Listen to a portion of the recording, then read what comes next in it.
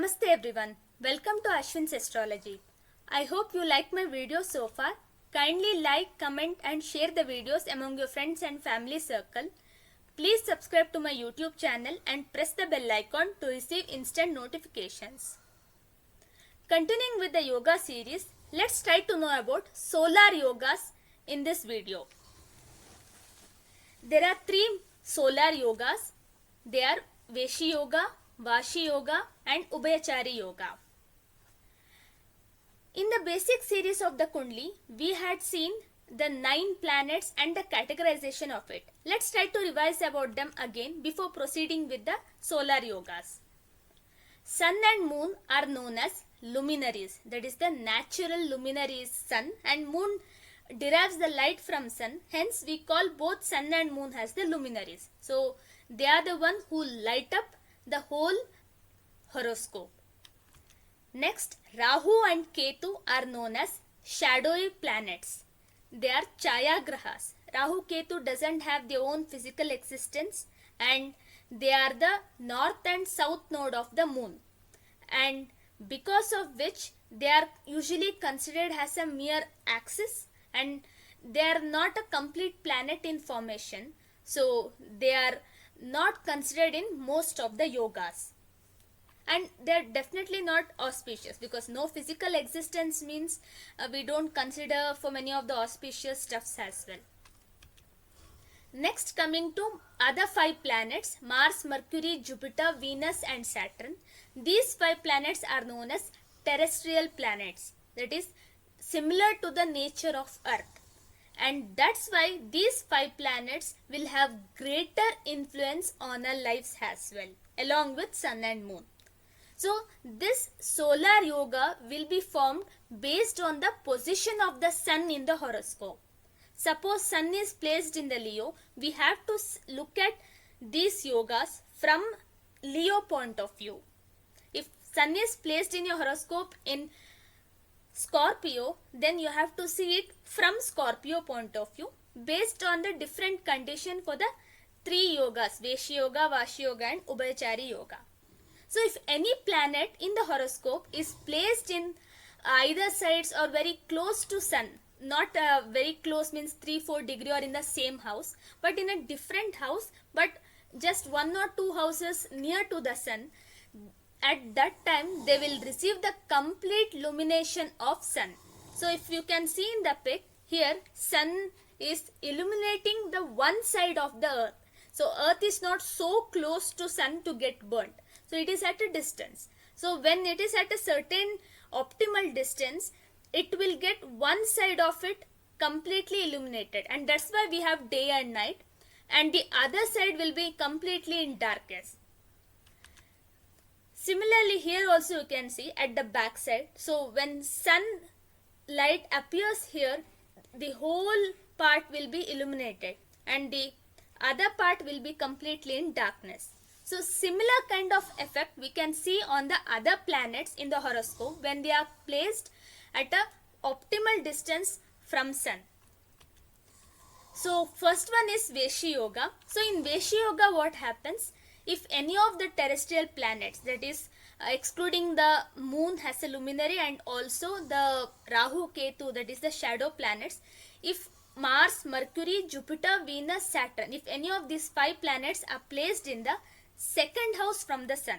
Suppose Sun is in Leo, then you should have either Mars or Mercury or Jupiter or Venus or Saturn in Virgo sign. So, if any of these 5 planets is in Virgo sign and Sun is in Leo sign, then Vesi yoga is said to be formed. So, if a person has Vesi yoga, then these will be the results. So, that person will be honest and trustworthy, strong and confident, optimistic and expressive, and victory over enemies. That is the enhancement in the significations of that planet as well as Sun also will be noticed because Sun influences that planet, Sun illuminates that planet, and that's why you can see the trustworthiness, confidence, expressive, optimistic and victorious over enemies, all those Sun traits also in that person. Why we exclude Rahu, Ketu and Moon is when Rahu Ketu is placed in a second house from the Sun, so Sun being in the Leo and Rahu or Ketu in the Virgo, it will be okay. Rahu in Virgo and Ketu in the Pisces. Let's assume for a moment. So when Sun is in Leo and Rahu is in Virgo, so Rahu will be in the retrogression mode. So Rahu will be transiting from Virgo, and after few days he might come to Leo, and Sun would be already in the Leo and he would be moving towards the Virgo. So there is a chance that Sun may get eclipsed. So that's a kind of a situation which is anticipating eclipse in few days coming ahead. So this is not a good yoga, or this is not a good position to form an auspicious yoga like Vesi yoga, and that's why we don't consider Rahu Ketu. And also based on the Samudra Manthan story, as we all know, Rahu Ketu eclipses Sun and Moon. So that's why Rahu Ketu are not the planets which are considered to do well, that is which will help Sun to do well when they are placed very close to Sun. Secondly, we don't include Moon here, because when Sun and Moon are together in one sign, that is the day when Amavasya or a day or before of Amavasya would be there. So that is not auspicious. Then when Moon is just one house front of Sun, that will be either Shukla Paksha Tritiya, Chaturthi or max to max Panchami. So this is also considered a not so good position, because Sun will be completely illuminating the Moon, but the tithi of it would not be that auspicious, and that's why we don't consider Moon also in this yoga formation. Now coming next to the Vashi yoga. Planet excluding this Rahu, Ketu and Moon, if any of them is in the 12th house from Sun, then Vashi yoga is formed. So the results will be diligent, mathematically genius, mridubhashi or speaks in limited words, and financially secured. So these will be the results of Vashi yoga. Now coming to the last solar yoga, that is Ubhayachari yoga. Ubhayachari yoga will be formed when any of these 5 terrestrial planets are in second house as well as in the 12th house from Sun. So if there are planets present at the either sides of the Sun, in both the sides, that is second house as well as in the 12th house from Sun, then Ubhayachari yoga is formed. So the results of Ubhayachari yoga are, the person will be at a very high position, the person will be a leader, there will be a lot of accumulation of wealth and also respect. The person will be creative and innovative also, because Sun's signification will get enhanced, because if 2 planets are present, that is one planet in front and one planet in the back, then both the planets will get that illumination from the Sun, and that enhances the significations. So this will give the double the results of Vesi and Vashi yoga, and that's why we see such auspicious results in Ubhayachari yoga. But Sun being a cruel planet, it will even bring the person, it will even make the person egoistic, and false pride also might pull him or her down.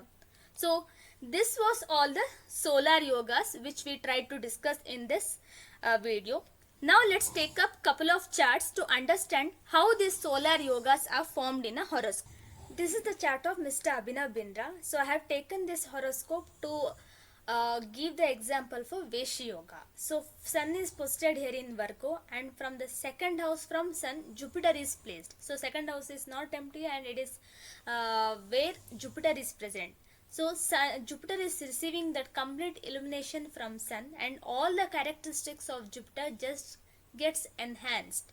And Abhinav Bindra was the first Olympic medalist for India, and now he is a retired sports shooter and businessman. So for Abhinav Bindra, this Vesi yoga was formed by a benefic planet in the second house. Now going to the Vashi yoga, in Albert Einstein's chart, Sun was in Pisces sign, and again Jupiter was in the 12th house. So again an auspicious benefic planet in the 12th house from Sun gave rise to Vashi yoga or Vashi yoga, as it is generally known as. So in the both Vesi Yoga and Vasi Yoga, the results will definitely depend on which planet is sitting in the second house or the 12th house from the sun. So if it is a benefic planet, the enhancement of the benefic significations we can see. So if it is a malefic planet, we can see the enhancement of the malefic significations as well. Suppose sun is here, if Saturn was placed in a second house, then we could see the enhancement in the significations of sun and also the malefic significations of Saturn as well. Saturn is debilitated in Aries and we could see some negative effects of it also in the Vashi Yoga. So these two yogas are that kind of a solar yogas which can give you both kind of results. Now coming to Ubhayachari Yoga, for which I have chosen again Miss Agatha Christie's chart. So she has Sun in Virgo and she has Saturn in the 12th and Venus in the 2nd.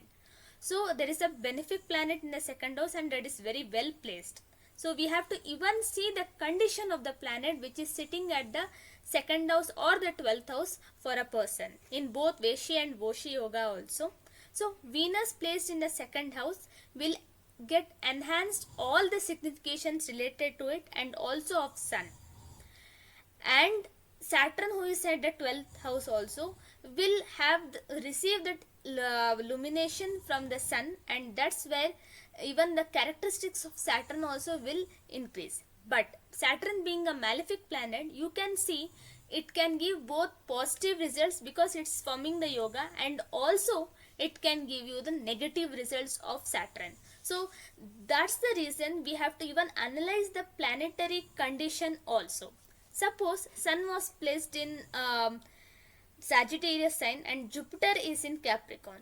This definitely we consider for the Veshi Yoga, but this combination could have given even negative results of Jupiter because Jupiter was debilitated. So it all depends on the planet which is forming this Veshi or Vashi Yoga or Ubhayachari Yoga.